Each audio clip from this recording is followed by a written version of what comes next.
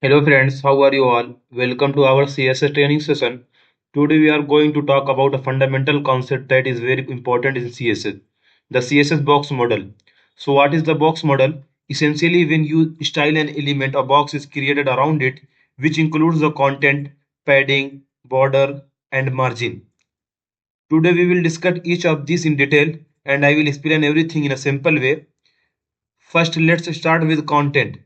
This is the area where your actual content, such as the text or an image, appears. I will give you an example later, and we will look at them together. Let's talk about padding. The padding adds extra space around the content, but inside the border, it's space between the content and the border. Now let's discuss the border.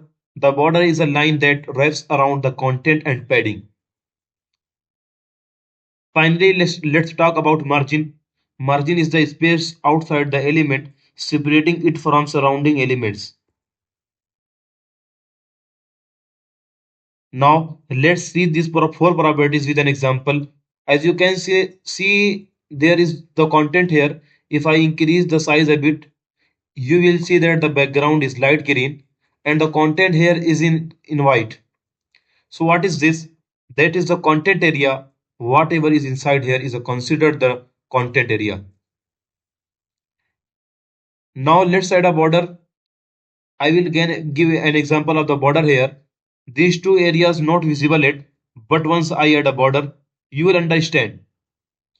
I will apply a 2 pixel border, solid red border.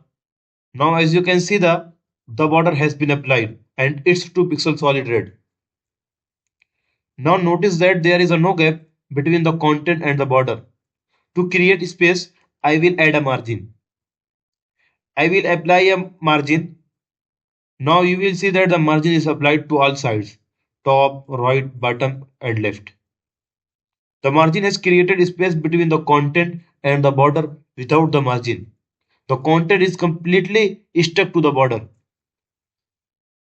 Now let me make it look better. I will use padding.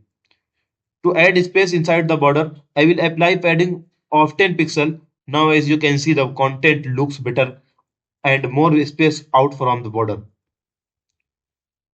To summarize, we first look at the content area, then we added the border, followed by the margin, and finally we applied the padding. Here is the box model diagram. As you can see, first we have the content, which is the element itself. After that, we define the height and width of the element. Next comes padding, followed by the border, and finally we have the margin. The margin creates space between the content and the other elements, allowing us to create gaps or space around the element. Another important concept is the box sizing property. With this property, you can control how the width and height of an element are calculated. By default in CSS, the box sizing is set to content box, meaning the width and height apply only the content area. However, if you set the box sizing to border box, the width and height will include the padding and border as well. Let's see this an example. I will copy the example from here and paste it inside the code editor. Now you can see the difference between box sizing, content box and box sizing border box. In this first case, with box sizing content box, the width is set to 200 pixels, which includes only the content area. Here the border is 5 pixels solid black and the background color is light blue. In the second case, with box sizing border box, the width is 200 pixels and it includes the padding and border. So when I set box sizing border box, the total width remains 200 pixel, but the padding and border are included within that 200 pixel.